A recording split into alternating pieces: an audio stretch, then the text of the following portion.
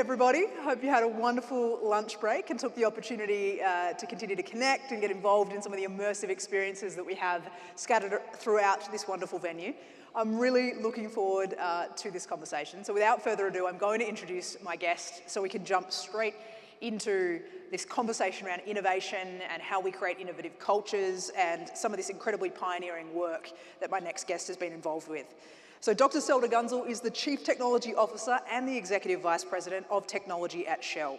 She's an award-winning leader responsible for Shell's technology strategy. Selda leads a global team of scientists and engineers focused on developing innovative energy technologies and products. She also presides over Shell's collaborative relationships with business and academia. Her previous roles in Shell have included everything from Vice President of Global Lubricants and Mobility to Fuels Technology and Commercial Technologies as well. So an incredibly credentialed and experienced technologist and innovator. Can you join me in welcoming to the stage Dr. Selda Gunsel?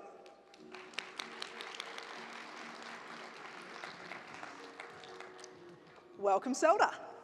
Thank you, Holly. Thank you for being here. I love your colour choices too, so on brand. It's nice. It's great to be here. We're so excited to have you. Thank you for being a part of Energy Disruptors. No, I'm so impressed with the energy of this event, you know, the quality, the scale, the participation. I'm so glad I'm here. Thank you for inviting me. Oh, you're so very welcome. Before we get into talking to you about the here and now of what you're doing, you know, I described those credentials a moment ago, and you sort of immediately wonder, how does one find themselves in a position like you have done? Did you grow up with a like kind of burning desire to be involved in innovation and technology, or how early did this passion start? Well, I think growing up, you know, in school, I was always interested in subjects around math and science, and I really like problem solving. So I decided engineering was a good fit for me, and it has really, you know, helped me achieve my personal purpose. You know, I'm a technologist at heart. I really believe in the power of science and technology to change the world, to make a positive impact on our society and to improve quality of life. So, you know, being a CTO and EVP of technology at Shell is fully aligned with our personal purpose and beliefs. So I'm delighted with the role I have, and look forward to making a difference through science and technology. It's fabulous, that call out around problem solving, because it was something that Yuval Noah Harari spoke about this morning. He spoke about the importance of problem solving and equally the importance of making sure we understand what problem we should be solving. I'm interested for someone who's had just a lifetime's work of solving problems. Is there any just advice in general around what you believe creates the conditions for good problem solving? Yeah, I think it's really important to create an environment and space for innovation. I think leadership plays a key role in achieving that. You know, bringing together from diverse backgrounds and experiences, encouraging creativity and risk-taking, learning from mistakes, and you know, making sure that we connect innovation with value creation. So I really believe that defining the problem is the most critical step in innovation. Once we define the problem based on industry challenges, societal challenges, or customer needs, we can work backwards to develop innovative solutions. I also think the point you made there is such a critical one, not innovation for innovation's sake, Exactly. but innovation connected to value creation. Exactly, innovation with a purpose. Yes, it's a good way of putting it. So you've been involved in an incredible array of innovations across your time at Shell. Tell me more about, as an organisation, sort of how you approach innovation and R&D. How do you get that purposeful innovation happening? Yeah, so, you know, we base our innovation and technology strategy on our business strategy. So maybe I'll start with our purpose as a global energy company. It's all about developing or providing more and cleaner energy solutions. Now, providing more energy while reducing emissions is a big challenge, and we are committed to this challenge, and we view our ability to deliver technological solutions as a critical enabler in achieving our purpose. So our approach is to use technological innovation to create the business models and fuels of the future. When it comes to technological capability, I mean, Shell has a very long history in this space, more than 125 years of technological innovation. So developing and deploying differentiated technologies have been a key contributor to Shell's business performance. And we believe that our future depends on our ability to develop, demonstrate, commercialize new technologies and new products. In terms of our technological capability, we have about 3,500 scientists and engineers Wow. in my organization. That is a significant number. There's a large workforce you're in charge of. Yes. Yeah. And they are located at our technology centers and offices around the world. So in the Americas region, we have a technology center in Houston, Boston, as well as Rio. In Europe, we have centers in Amsterdam, Hamburg, London, and then we have centers in Asia, Bangalore, Shanghai, Tokyo. So the list goes on. But this allows our scientists to work in a global network, to learn from each other, from different markets, different drivers, different customer needs. But they also work with partners such as research institutions, startups, customers to co-create solutions. Leveraging the broader innovation ecosystem is absolutely critical. I was wondering about that when you were saying it, because I feel like when we talk about sort of Silicon Valley or Tel Aviv and places like that, we talk about some of those contributing factors. And I know you're at the forefront of Shell's collaborations with industry and academia. Yes. That interconnectedness is such a core pillar of the success of innovative cities. And so equally, is that a core component of how you've thought about the location and the engagement strategy of your different global centers? Yes, absolutely. We have based our technology centers in key markets in close proximity to customers and ecosystems. For example, our Shell TechWorks office in Boston really takes advantage of the local ecosystem we have in Boston to test new ideas, to do rapid prototyping. We have other teams and structures in place to also encourage open innovation, because we know that we can't do this alone. So we have Shell Ventures and Shell Game Changers that work with startups to provide technical support, seed funding, so we can co-create solutions for the future. And I'm very happy to learn about the British Columbia Center for Innovation and Clean Energy, where we as Shell partner with the governments of Canada and British Columbia to foster innovation, collaboration, and accelerate development of clean energy technologies. So I think this collaboration and partnership is really critical. I think equally one of the things that is something we can't stress enough is the role, important choices around structure make in actually facilitating innovation. So I was interested, a lot of people in this room are involved in organisations and are aiming to be innovators within their own places of work. And on the stage earlier today, Tom Goodwin spoke about this idea that it's very hard to disrupt yourself. You almost need to create these units that are allowed to be disruptive entities. And have you approached that? Do you think about the work that you do as fully integrated with the rest of Shell, or do you get a healthy amount of independence to be able to explore and experiment, obviously aligned to business goals? But how does that culture work? Yeah, I mean, it's really important to, I think, as I said earlier, create space for innovation. So based on my personal experience, in the past, we have these product technology groups, and we have the same scientists and engineers working on short-term product developments, next generation products, as well as longer horizon innovation programs. And the result of that was, when you're working on short or medium-term projects, the long-term innovation pipeline doesn't come to a healthy place, because short-term priorities always take precedence. So we decided to experiment. This was 10 years ago, and we created an incubator within our technology organization where we have resources dedicated to longer-term disruptive technology innovations. And I think that works really well, because you have to create the space, you have to support the teams with resources, with time, to really focus on creating a robust innovation pipeline. I want to ask you about your role in particular too, because I think it's It's such a big role. I mean, you mentioned the 3,000 plus team of scientists that you are leading in that capacity. Equally, it's such an important role at this juncture that we're at, where technology is transforming at such an extraordinary pace and is just fundamentally shifting business models. Yuval spoke this morning about our information diet and how it's challenging sometimes because we're provided with so much information, not all of it's good quality. A bit like food, not all of it's created equal in terms of its benefit for us.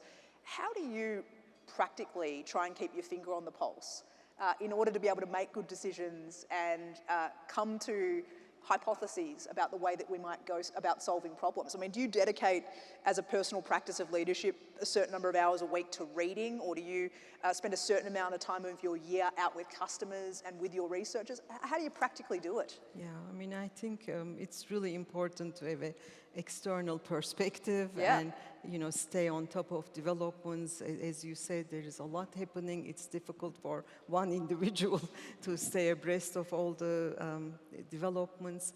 But from the, beginning of my career, I've always been externally focused. I have always been involved in external organizations such as engineering societies that are relevant to our business, because it's important to bring external insights into the company. And so I'm very active, still very active in external organizations. Over the weekend, I was in DC at the National Academy of Engineering annual conference. And it's, of course, not just me, our entire organization. I'm always encouraging people to make sure that they volunteer in external organizations. There are other benefits to it also. For many years in the company, I was an individual contributor as a scientist, but being involved in external events such as these, being involved as a volunteer in organizing conferences, technical events, really helps you develop your leadership skills. And in a volunteer environment, there is no performance ranking. You can make mistakes and learn from those. So I've always encouraged our graduates to make sure they have this external perspective and lens in developing themselves and in bringing new ideas to shell. I love that call out around being involved in a volunteering capacity. It's often different to the way we think about it. We think about volunteering maybe in a more corporate social responsibility sense, but also contributing back to your profession and to relevant thought leadership circles, I think is such a great call out around something we should be conscious of doing as well. You mentioned leadership there, and something I'm eager to get your perspective on is leading innovative cultures. You mentioned before the importance of having diverse people and skills. I'd love for you to talk a little bit more about how you approach that as a leader. How do you bring that diversity to life? And then I think one of the more interesting and challenging questions at this moment is, I mean, at a fundamental level, it's easier to lead homogenous cultures, right? Everyone agrees, we can move bias to action faster. It's a little bit more challenging to work through kind of the divergence of opinions and then converge on the way through. So how do you build that diverse set of people, and then how do you lead them effectively? Yeah, again, I think there's a direct correlation, I believe, between diversity and innovation. I've been over the years involved with a lot of new technology developments, new product developments, and I'm a chemical engineer myself. So if we have a group of chemical engineers working on developing a new technology, we have very similar approaches, we have similar backgrounds and education. The solutions are not as innovative as can be. If you put together a team with diverse backgrounds, marketers, sales professionals, supply chain professionals, technologists, the result is a lot more innovative. I truly believe in this. And so when we are resourcing teams for projects, we make sure that we bring together people with diverse backgrounds. And it's also important to have leaders or selection panels who decide on resources to make sure that they overcome their unconscious bias. Because, we are all human, and it's in human nature. You identify with people that have similar backgrounds and experiences to you. So you tend to choose those people to be on your team. And I think as leaders, it's really important to break the cycle and choose people that are very different from us. And I think that really helps with creating a more innovative culture. And so once you've got the diverse team assembled, what have you learned as a leader about how to get the best out of that group of people and how to allow and facilitate effective problem solving? Yeah, so it's really important to, encourage, brainstorming, experimentation. It's, again, important to look at failures as learning opportunities and reward the team for risk-taking. So I think it's, again, important to create the space for innovation and make sure that all the voices are heard and continue to support and reward, innovative approaches to solving problems. A great call out there around rewarding risk-taking. You mentioned a couple of times about how many innovative projects, so I guess another way of framing that is smart risk-taking, you've been involved with over your career at Shell. What one's a personal highlight for you? It might be a little bit like asking you to pick a favourite child, but if you had to pick a favourite project or piece of innovative development that you've been involved with, what would be the one that would take the cake for you at the moment? At the moment, obviously we are involved with a lot of new technology developments that will enable energy transition to a lower carbon future. As I mentioned earlier, our technology strategy is driven by business strategy. And earlier this year, we published our energy transition strategy, which describes how we're going to operationalize our business strategy. In other words, how we are going to deliver the energy that the society needs today while building the low-carbon energy future of the energy system of the future. And this is a really difficult balance. So our technology and innovation portfolio helps us deliver our business strategy by, for example, developing energy efficiency technologies to improve the carbon intensity of our current operations and products. And at the same time, we're working on developing lower carbon alternatives to our current energy products. This is about biofuels and renewables, hydrogen, electric mobility solutions. We are also working on developing technologies to abate and remove carbon, such as CCS and direct air capture. So it's a very broad technology portfolio. It's difficult to choose a favorite, but I think my favorites are related to those innovations that we've been able to bring to life through effective collaborations. For example, we've partnered with in the car series and Penske Corporation to develop 100% renewable race fuel for in the series. This renewable definition is based on US renewable fuel standards.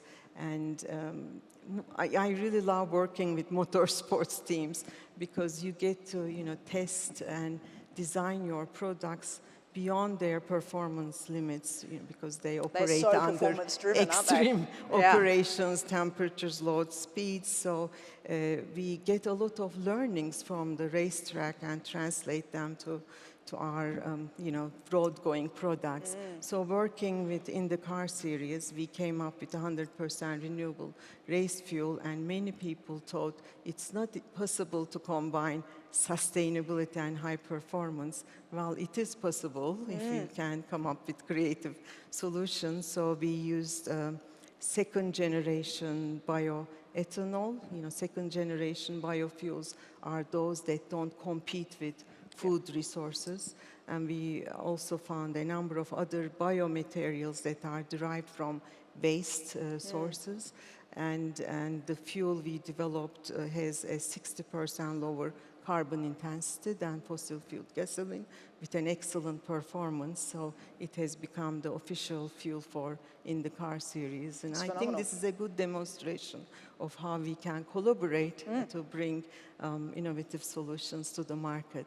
I mean, the same applies to probably our most well-known strategic innovation collaboration is with Ferrari in Formula One. Oh, that little brand. Yeah, right. That little brand, yes.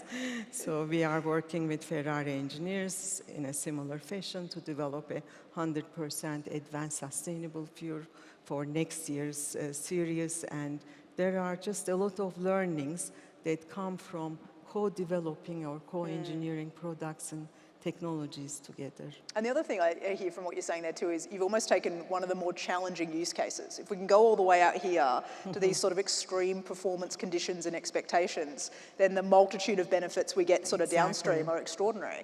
Can you ground us in what's the timeline when you talk about these projects? Is that many years worth of work collaborating? Is it months? It's absolutely years, because it takes a lot to come up with a solution that meets, the carbon intensity requirements as well as performance requirements. But I have to admit that there is a lot going on in the digital technologies and AI space that's allowing us to accelerate product or technology development. Interesting. For example, we can use AI-derived models to screen a number of different formulations or components.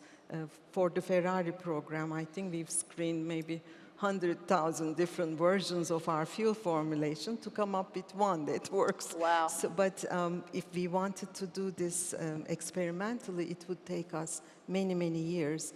But now maybe, in a time period of 3 to 4 years, with the help of AI, we can accelerate product development. So I think that's becoming a game changer, the combination of physical and digital innovation to develop new technology. That's such an exciting example of sort of the power of compute. We've talked a lot about AI in every manner, from the challenge of governing it through to the optimism, certainly in the industry panels, if you were in the main stage session yesterday afternoon, around just the fact that they truly believe it will solve more problems than it will create. And that sounds like a really interesting example of just being able to condense timelines and equally be more resource efficient in some regard in terms of the many years and other variables that would have been involved in otherwise deriving that singular point of solution. That's amazing. So I've asked you about the favourite. To ask the question another way, what's the most challenging of the problems to solve? Where are you like, wow, this is really going to take the absolute edge of our capability as a team to solve this one? Yeah, I mean, again, there are a number of I have no doubt. I'm asking a very hard question. Yeah, and it's, and the challenge is that, and I think this was the subject of a panel discussion yesterday that you were leading, there is not a single solution. So we have to work on multiple technology pathways to ensure that we can move away from fossil fuels to lower carbon, energy systems. So we are working on, for example, biofuels. I gave examples around Penske, but there are many other biotechnologies that we are working on that will allow us to use a number of different base materials and turn them into, valuable products. This is really not very easy because the feedstocks can vary from, agricultural waste to cooking oil to wood chips, and you have to come up with a process technology that works with a diversity of, bio-based feedstocks. Recently, we've invented a new technology called shell fiber conversion technology that allows you to take waste from first-generation ethanol production and turn it into valuable feedstocks for sustainable aviation fuels or renewable diesel. And in order to demonstrate this technology, again, partnerships and collaboration is really important. So currently, we are working with Green Plains company in Nebraska.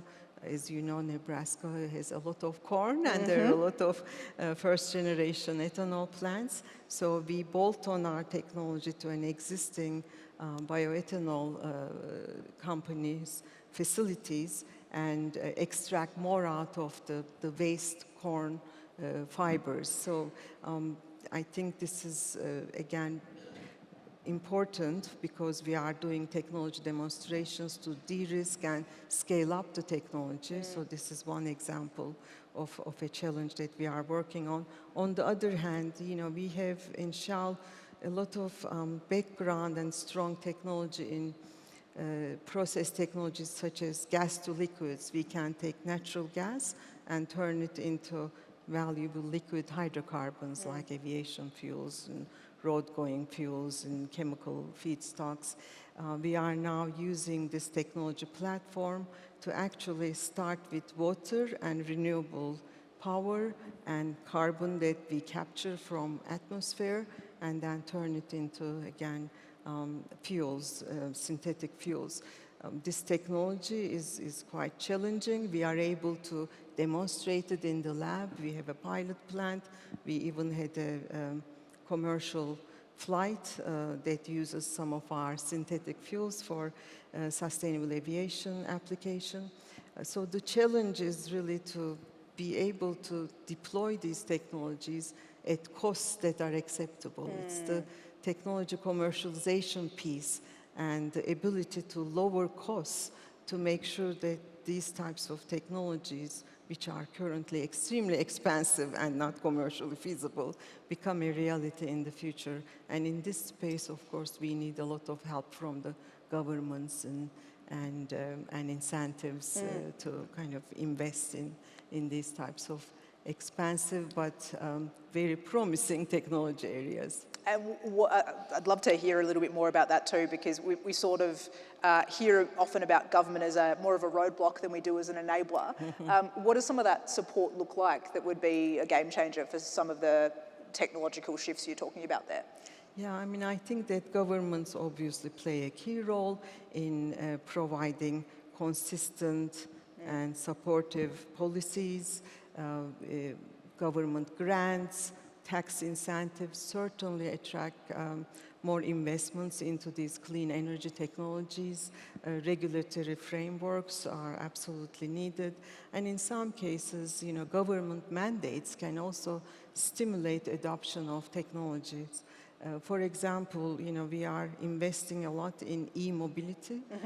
We are developing EV charging technologies. We also have developed a series of products that improve efficiency, reliability, and safety of electric vehicles, which we call e-fluids. And we have been really successful in this space in China, because in China there are mandates that require adoption of EVs. So again, we partnered with BYD, which is one of the leading manufacturers of EVs, and established EV mobility hubs with very high utilization rate. And again, the mandates in this case are helping. And I believe in Canada there are also mandates around zero-emission vehicles that are encouraging the adoption of EVs, but there's still a lot of work to be done in this space with respect to having the right grids and the stability and again, incentives to enable consumers to switch from internal combustion engines to EVs. One of the things when we spoke the other week that you and I had a conversation about is, unfortunately still, there are far too few CTOs that look like you. We are still challenged around seeing gender diversity, particularly in senior technical roles and inside the industry that you work in as well. I know that you're a big believer that is a core part of that nexus that you described between diversity and innovation. I'd love to just hear your reflections on, I mean, the lessons you've learned in your own career, but equally, what you believe would change the game for women coming after you. Yeah, thanks. I mean, from the beginning of my career, I always remember being the only female in the meetings that I attended or in the big conferences that I would go to. There would be thousands of people and maybe 3 women, and I never really felt less credible. But I have to admit, I had to work very hard to come across as credible. And that's why one of the reasons I got involved with, external organizations and societies is to really develop a profile that, was credible inside and outside of the company. I think we are in a much better space now. I think I see a lot more women and female engineers in our industry, but we have to keep our pulse on this and continue to encourage students starting with middle school education to encourage them to pursue STEM education, and I think diversity is absolutely critical, when we're talking about innovative solutions for the future. So, anything you believe makes a particular difference in our companies? So I think hear that call out around trying to encourage more STEM passion and equally more opportunities in education. Anything you're a big believer is a significant gender diversity lever inside our organisations? Yeah, I mean, I think it's really important for leadership to believe in diversity, equity, and inclusiveness as a core value. And I have to say, I mean, again, I'm a technologist at heart. I love working for a company where technology and innovation are at the heart of our business strategy. But going beyond that, there is absolutely a belief in diversity, equity, and inclusion. I mean, especially over the recent years, with the murder of George Floyd, we really intensified our efforts on DEI. This includes, for example, forming strategic partnerships and relationships with historically black colleges and universities in the US, which we really didn't have these closer relationships with them in the past. And of course, when it comes to gender diversity, this is a very important goal for Shell, and I think you see it in this conference. Yesterday, you met our country chair, Susanna, for Shell Canada. Our country chair for US is also a female leader, very well respected in the industry. And again, we continue to keep our focus in this very important subject of diversity because we need it for the future. Absolutely, we do.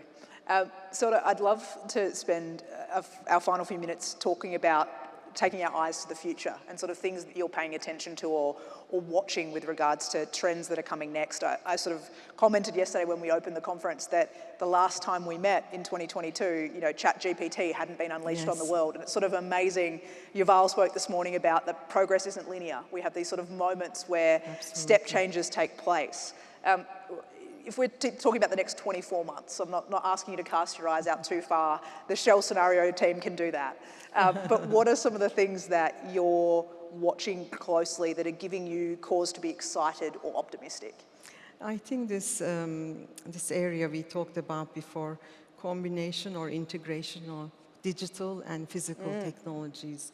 I mean, in the space of research and development, again, we see the big data analytics, and AI is really changing the game as how we approach technology developments.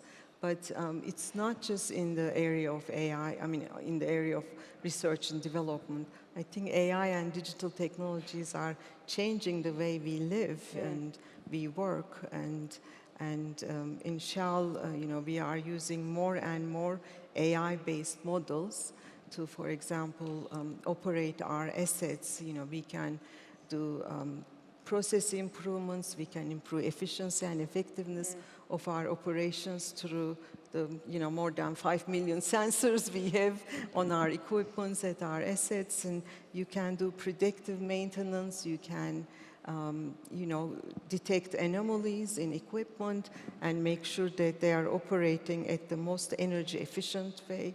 So I think these technologies are amazing. When it comes to ChatGPT, working collaboratively with Microsoft, we also developed our own internal Shell E is called Shell ChatGPT, which is allowing our teams to build a number of models to help with customer operations, for drafting tenders, and there are just many ways of using ChatGPT for improved communications. Maybe another area is AI-based software tools for optimizing EV charging technologies. I think that's a really important area to maintain a balanced grid, and also helps our customers maximize renewable energy use or reduce their cost of operations. So AI is really entering into everything we do at Shell, from operating our assets to doing R&D to drafting communication memos. And I really love this digital twin approach where you can replicate your process or your assets and continue to experiment and improve process technologies. And a final question for you is, as someone who leads a strong scientific workforce, and you're talking about sort of that significant technological change, how does that change the way that you think about the skills that you need in the team or the experience sets you need in the team? Does that mean there's now cause for new sorts of diversity in terms of the people that you're looking to bring into the organisation to help you prepare and be match fit for sort of the problems and equally the tools that you're going to use to solve those problems? Mm-hmm. Yeah, I mean, in terms of bringing, in a technology organization, bringing people, we still need our, core competencies in key engineering and scientific areas, chemical engineering, mechanical engineering, electrical, and of course, basic sciences.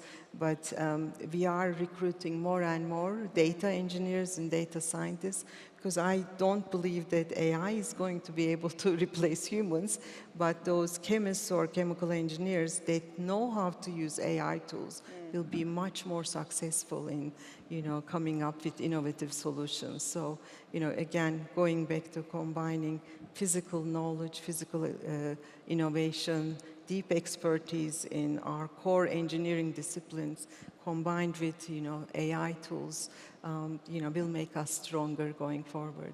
Brilliant. So it has been absolutely fascinating. Thank you so much for being here and for the candour and pragmatism that you talked us through, thinking about your leadership and how you are approaching some of the challenges you're tackling, building innovative cultures. It was fascinating to hear those case studies, which I think are so encouraging for everyone here to learn about that level of advancement that you're at the forefront of, and equally this key moment of inflection around the potentially transformative way that technology will intercede once again with being able to advance what we're working towards. Can you join me in thanking so much Dr. Selda Gunsel for being here with us? Thank you very much. Thank you so much. It's been a pleasure. Thank you. Thank you, Holly. Appreciate it. Thank you so much. Fascinating conversation there. Give her one more hand as she leaves stage. Dr. Selda Gunsel.